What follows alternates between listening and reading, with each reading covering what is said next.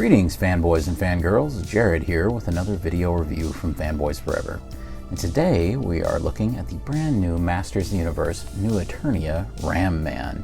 Now, Ram Man has never necessarily been one of my favorite Masters characters, but I'm always really curious as to what they do with his figure.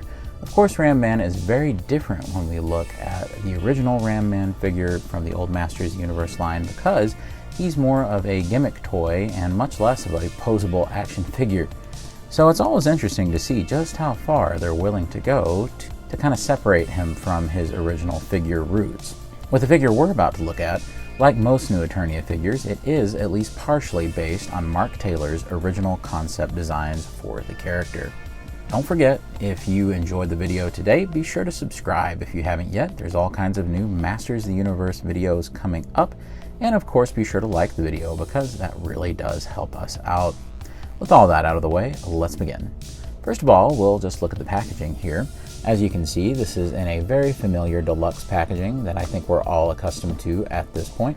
Of course, I kind of have a weird relationship with this packaging. I'm always thinking that it doesn't quite do it for me. I really wish they would revise the Masterverse packaging. I think it deserves nicer packaging to match what's usually really nice product. It's a very basic window box, and that's kind of it. And it actually makes the figure look like it has less inside of it than it really does. And it's just so big, it's probably too big, so that's just my 2 cents on it. Of course, you can see all of his accessories and alternate loadouts displayed.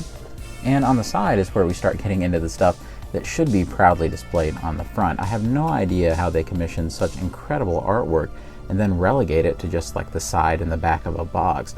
This should be front and center to promote this toy, and you can even see that they have the paintings of the different Mark Taylor sketches right back there. So this is an absolutely beautiful painting and one of the best I've seen so far.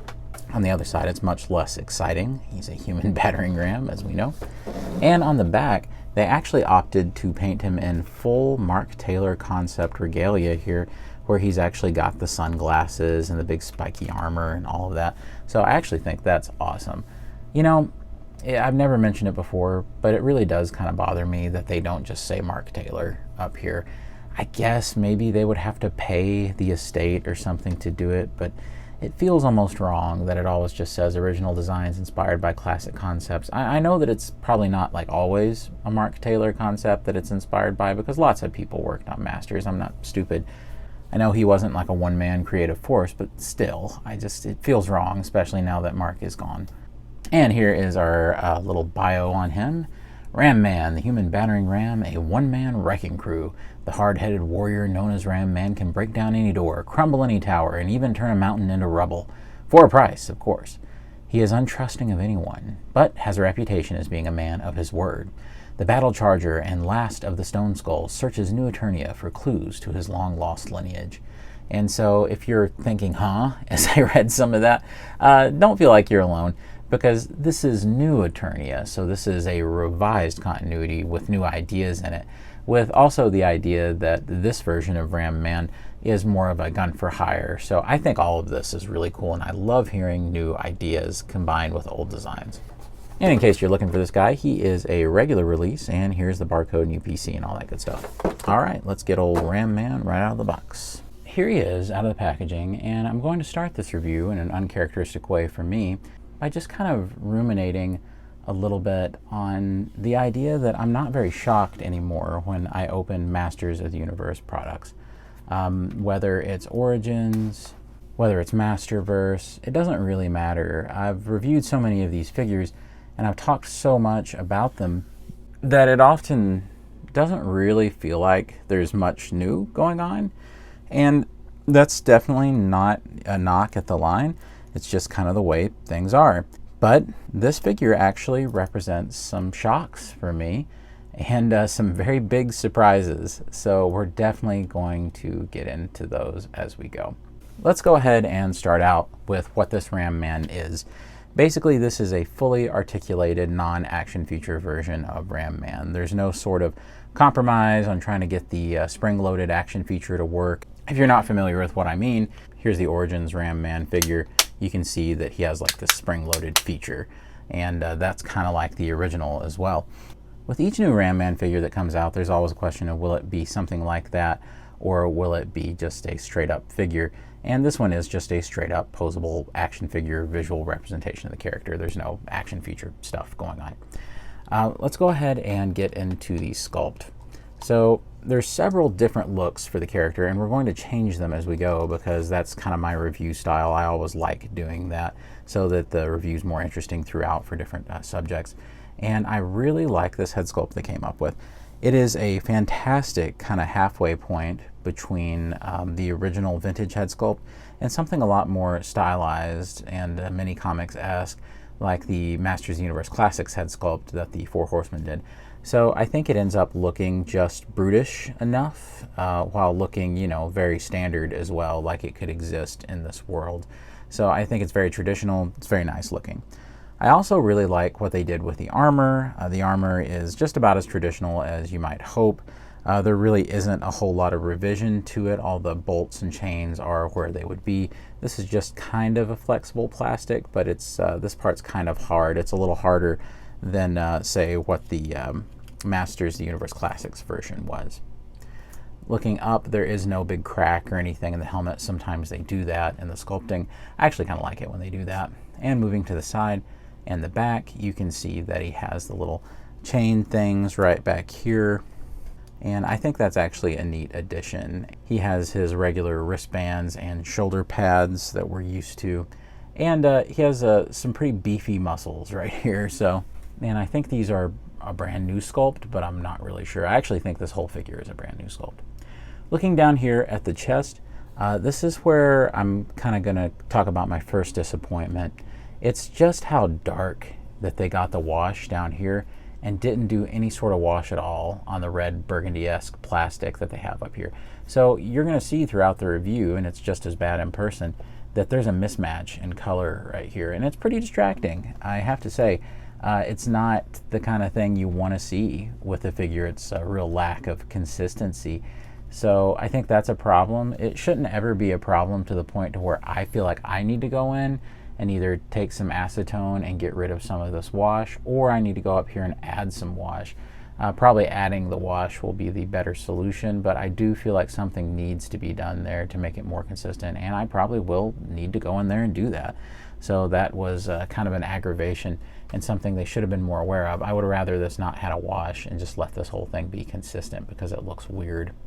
Down here you do have the belt, and you can see like the gray skull, and I've always thought that's what it was supposed to be anyway, but on the back there they talk about, but it talks about how maybe he's the last of the stone skulls, and I'm not sure what they mean, if it's a race of people or like a group of pirates or something, because he is a gun for hire in this continuity. So I thought that was neat. Down here, we'll talk about the legs in a second, because that's the big surprise for me. Down here with the boots, you can see that these are a lot more intricately detailed than I'm used to seeing. You can see the awesome bolts. I wish these bolts had been silver. I know that's asking a lot, but I may go in with a paint pen and touch these up and make them silver bolts, because I really like that. And I think it's a great little detail. And I love how he has silver-toed like boots. And this is really cool. One of his feet has what looks like a little rocket thruster back there.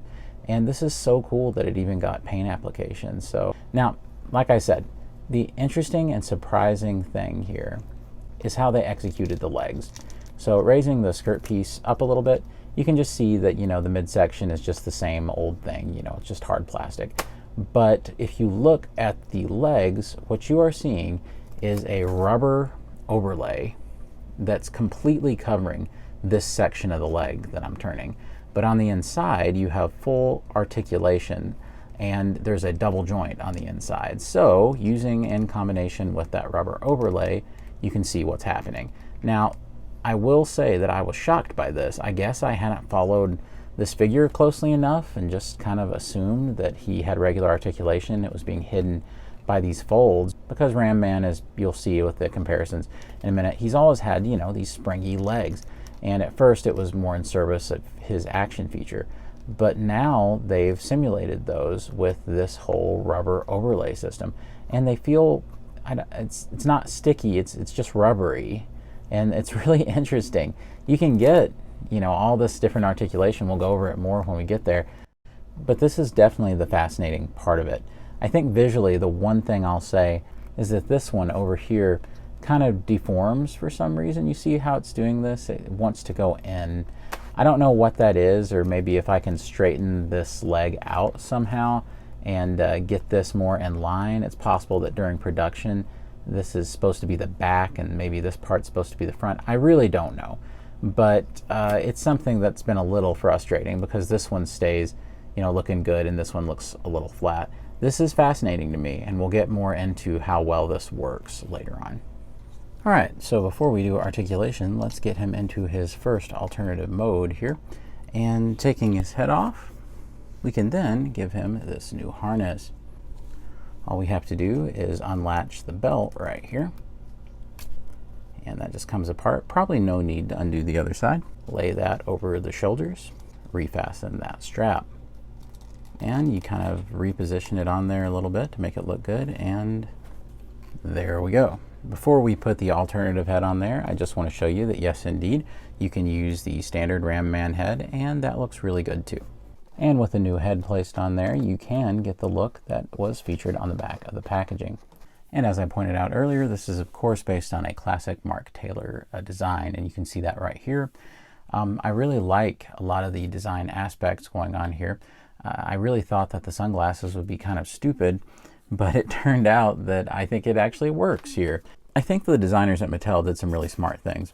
One of the best things they did was they have the helmet, this blue shade, and then this kind of bandolier or harness. It is also that blue shade. So it works because it's overlaid on the regular silver, and it just makes everything pop. So that's great. They also have the orange carrying through to here, and that also unites the look. So this doesn't look weird. I really thought that it would just look like you put some random crap on the top of a Ram Man figure, and it really doesn't. Now, interestingly, that is not just it for a different kind of look. You also have orange in the back, and you have this. So you actually end up getting some weapon storage. So all you have to do is take the axe, and it just snaps right back there. And it looks really cool. You can kind of see it from some angles. And I think that's neat and very utilitarian. So you can get some really nice poses without the axe that way. There's still one more head, but we'll get to that later on. For now, let me show you some of the articulation. The head can go up and down, and it goes a pretty decent amount. Not only that, but it can turn. However, this alternate head feels really tight on there. So I think that's kind of makes me wary of turning this one compared to the original.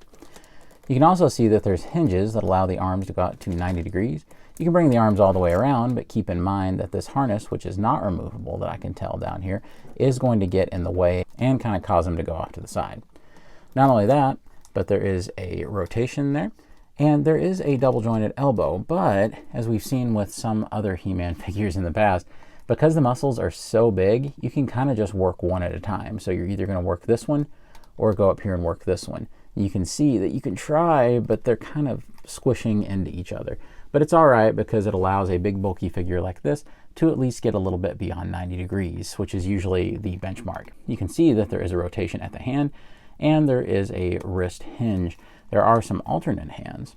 You can also see that with the diaphragm, he can move it all the way around, and this harness doesn't even limit him that much. So that's not bad at all. What does end up happening though is you do loosen the straps if you go a little too crazy like I did. It does have the classic waist swivel articulation. The skirt piece here is made out of some really soft rubber. So that means that when you want kicks, it doesn't inhibit it all that much. It does a little bit, but this is by far probably the best kick we've ever seen a Ram Man figure get. You can also see that because of these slits on the sides, he can do the splits probably better than any Ram Man figure ever could. And he does have a double jointed knee.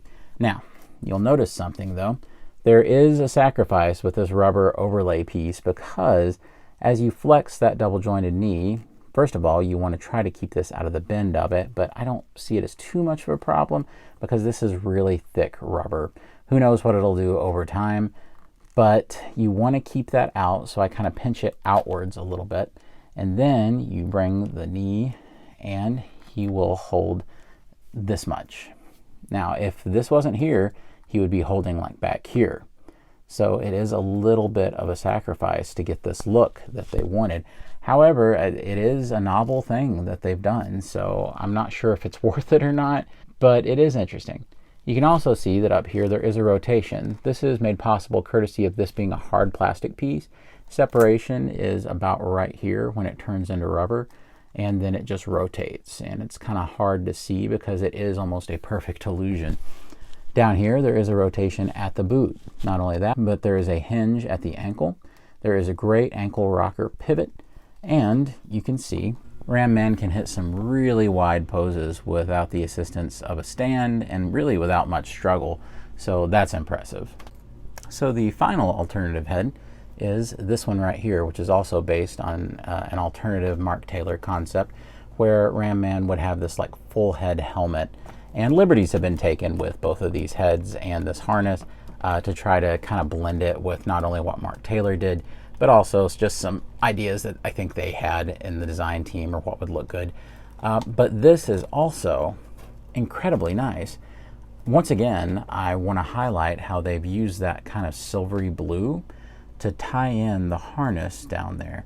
And they have that combination of the regular silver that then ties it in to the shoulder pads. And it ends up looking great. And there's even this cool key symbol on the back. So this is really neat. I don't know, maybe someone in the comments can kind of tell me what the key thing is about. It's cool, but I don't really know what it is.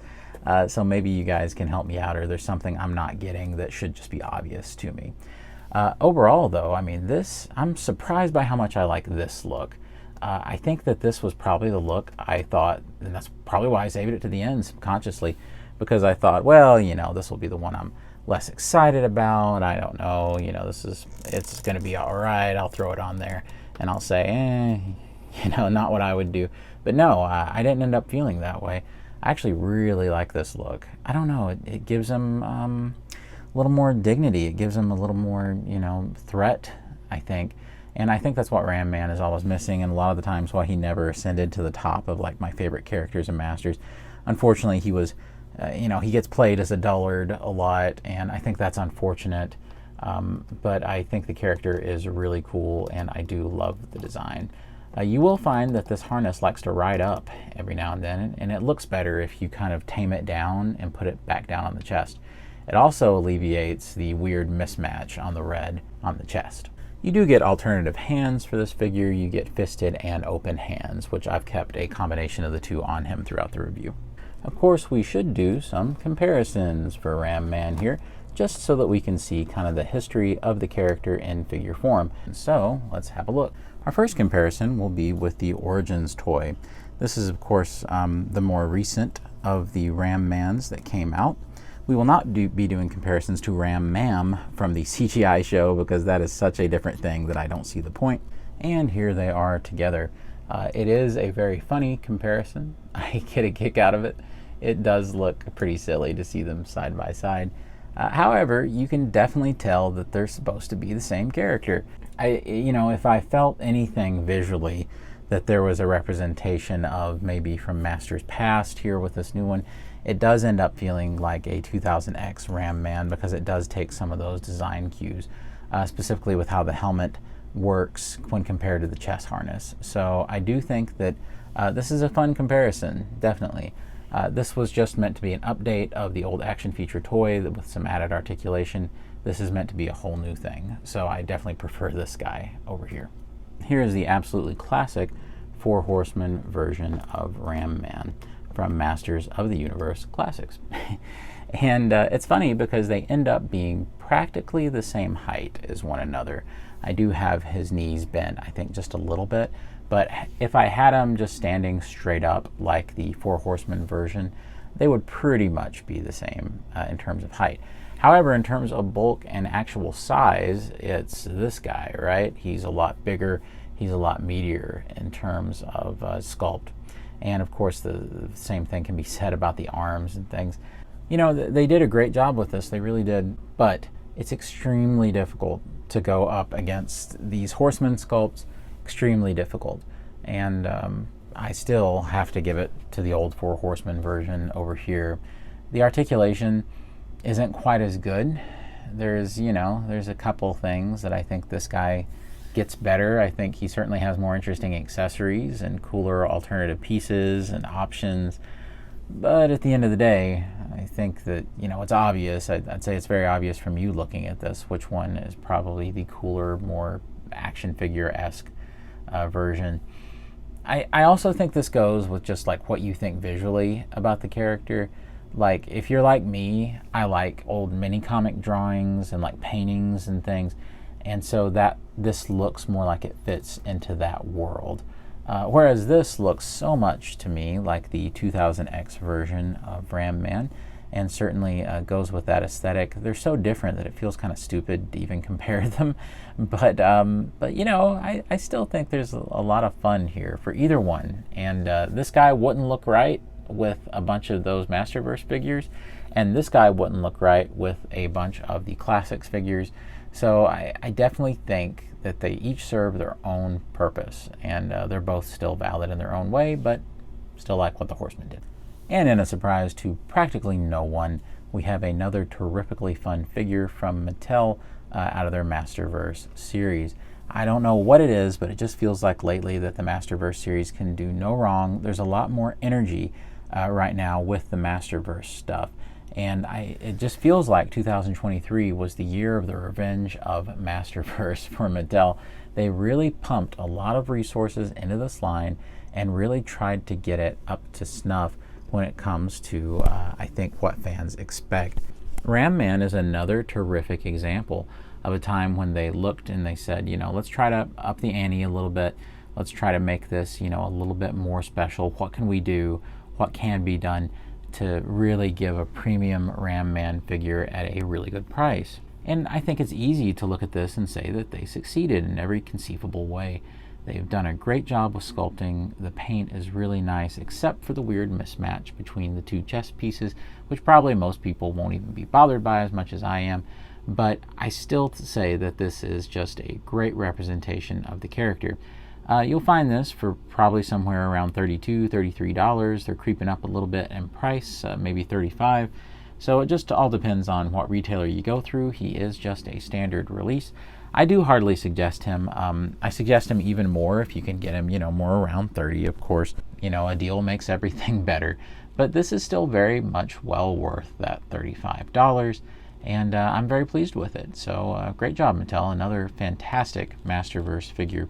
However, I do worry about Masterverse. I worry about Masters, always. I'm always, one of the more positive voices out there. I'm sure I am, because I just won't do the doom and gloom thing about Masters. But I'm thankful that Target still supports Masterverse as much as they do. And I'm still hoping to see things like that new Adventure Skeletor get released. Still really hyped for more Masterverse figures and hope that they just continue on and on. Still something that I want to see just continue to shock and surprise and just delight us all. And with that out of the way, I do want to thank you for watching. It does mean a lot to us here at the channel. Hope that everybody's having a wonderful summer. And as always, God bless you and yours. And I will see you on Fanboys Forever. Fanboy out.